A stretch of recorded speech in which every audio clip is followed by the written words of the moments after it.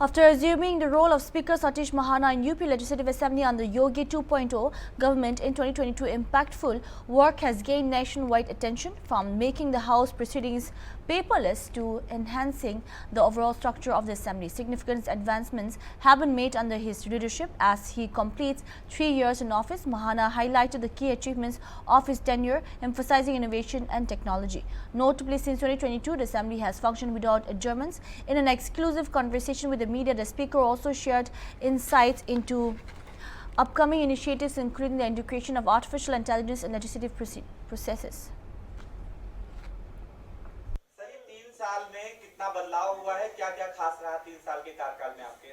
देखिए, 3 साल में जो विधायिका का एक कनेक्ट होना चाहिए था आम पब्लिक के साथ, वो हुआ है। सबसे महत्वपूर्ण बात यह है कि लोकतंत्र के 3 स्तंभों में विधायिका का सबसे महत्वपूर्ण रोल होता है, क्योंकि विधायिका उस देश के और उस प्रदेश के लोगों को रिप्रेजेंट करती है, जिसको कॉन्स्टिट्यूशन ने हमारे को ये कहा हुआ है कि we the people of India. तो we the people of India का रिप्रेजेंटेशन अगर कोई होता है तो प्रतिनिधि के नाते से तो माननीय विधायकगण और लोकसभा में माननीय सांसदगण करते हैं। तो लोगों का एक कनेक्ट जो जनता के बीच में से नहीं हुआ था, एक डिस्कनेक्ट सा था, उसको एक स्ट्रॉन्ग बॉन्ड ऑफ कनेक्शन के रूप में मैंने स्थापित करने का प्रयास किया है। उसमें कुछ सफलता मिली है, बहुत कुछ काम उसमें बाकी भी है, लेकिन अब आम व्यक्ति विधायिका के बारे में, विधायकों के बारे में, विधायकों के कर्तव्यों के बारे में, विधायकों के परफॉर्मेंस के बारे में जागरूक है। जिस क्षेत्र से विधायक चुनकर आते हैं उस क्षेत्र की जनता विधायक का परफॉर्मेंस देखती है, चाहे वो यूट्यूब के माध्यम से देखे, चाहे वो सोशल मीडिया के अन्य जो स्तंभ हैं उनके माध्यम से देखे, चाहे टीवी के माध्यम से देखे। तो आज जनता के बीच में जनता के प्रतिनिधि की मार्किंग हो रही है, लोग उसको देख रहे हैं कि उसकी परफॉर्मेंस कैसी है। तो ये 3 साल की सबसे बड़ी उपलब्धि मैं इसको मानता हूँ। और दूसरी उपलब्धि मैं मानता हूँ, जो एक परसेप्शन नेगेटिव था एमएलएस के प्रति, इंस्टीट्यूशंस के प्रति, वो नेगेटिव परसेप्शन में भी चेंज आया है। लोगों एक पॉजिटिव, अब लोग ये नहीं मानते कि विधायक अनपढ़ हो सकता, अब लोग कहते हैं कि विधायक बनना है तो पढ़ना लिखना पड़ेगा।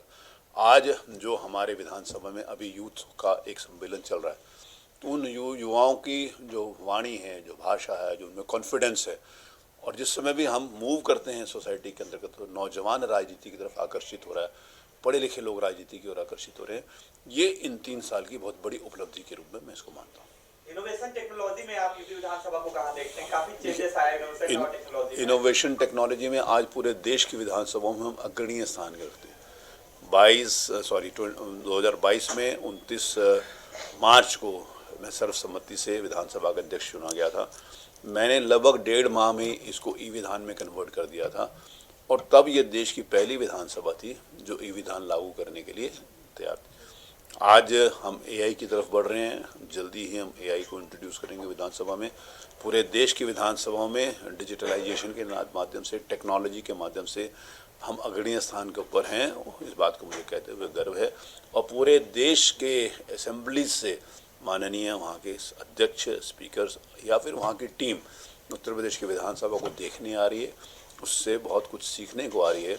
अब सब देश में हर जगह कोई आगे पीछे हम नहीं कह सकते कि हमसे कोई पीछे, हमसे कोई आगे, लेकिन निश्चित रूप से भारत सरकार ने भी उत्तर प्रदेश की विधानसभा को ई विधान में अग्रणीय स्थान रखने के लिए एक सर्टिफिकेट भी दिया। सर, पहले 2022 से पहले विधानसभा कई बार बाधित होती थी, लेकिन 2022 के बाद जब से आए अब बिल्कुल कंटिन्यू चलती रहती है। इसे किस उपलब्धि में मानते हैं? ये देखिए, सबसे महत्वपूर्ण बात है कि मैं जो जनता के प्रतिनिधि होते हैं, जो विधानसभा का उनको ये मंडप मिलता है, विधानसभा को जो प्लेटफॉर्म मिलता है अपनी बात कहने के लिए, तो मैंने जिस समय नौजवानों के बीच में बातचीत करी थी, एमएलएस के अलग अलग ग्रुप्स में मैंने बातचीत करी, तो मैंने उनको एक बात बताई थी। तो मैंने कहा कि लगातार, क्योंकि मैं 8 बार जीता हूँ, तो इसीलिए मैंने उसको ये एग्जाम्पल के रूप में बताया कि 8 बार जीतने के लिए आपको 2 महत्वपूर्ण काम करने हैं।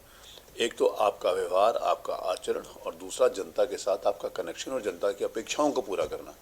तो इससे आप दोबारा जीत कर आ सकते हो, लेकिन दोबारा जीतने के साथ साथ आप आने वाले समय में आप प्रदेश के नेता बनोगे, देश के नेता बनोगे, और प्रदेश के नेता और देश के नेता बनने के लिए, आपकी परफॉर्मेंस का आकलन करने के लिए, आपको अपनी क्षमता बताने के लिए, दिखाने के लिए, और जनता के अपेक्षाओं को पूरा करने के लिए आपके पास एक प्लेटफॉर्म है। वो प्लेटफॉर्म है विधानसभा। और विधानसभा में आपकी परफॉर्मेंस ही आपको प्रदेश का नेता बना सकती है, विधानसभा में ही आपको परफॉर्मेंस आपको देश में पहचान दे सकती है। तो उसको नाते से मुझे लगता है कि माननीय सदस्यों को ये बात समझ में आई, जिसके कारण आज एडजर्नमेंट नहीं होता, जिसके कारण विधायक अच्छा परफॉर्मेंस देने के लिए